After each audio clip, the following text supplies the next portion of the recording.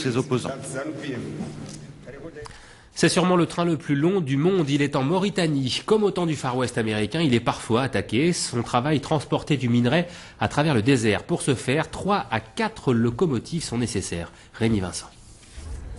Le désert est à perte de vue.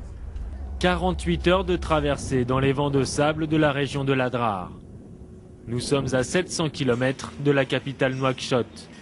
Pas de route, peu de pistes, juste des rails. Pour le Nouadhibou Zouérat, c'est le plus grand train du monde, 2 km de long pour 120 wagons.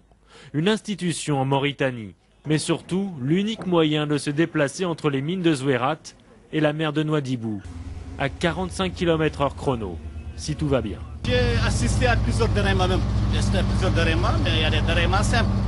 Comme nous-mêmes, on parvient à faire le relevage. Et il y a des déraillements encore qui nécessitent des moyens extérieurs.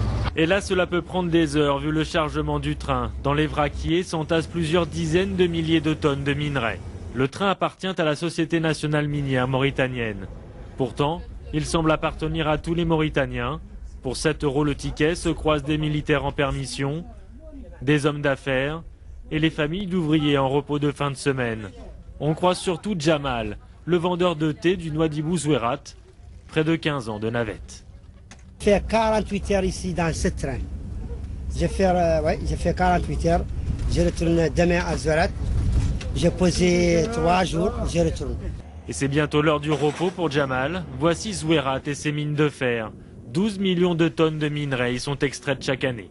85% partiront en Europe, avec ArcelorMittal comme principal client. Avant de rejoindre le vieux continent, il faudra regagner les portes de l'Atlantique, à Nouadhibou, repartir dans le cœur du désert, à 45 km/h.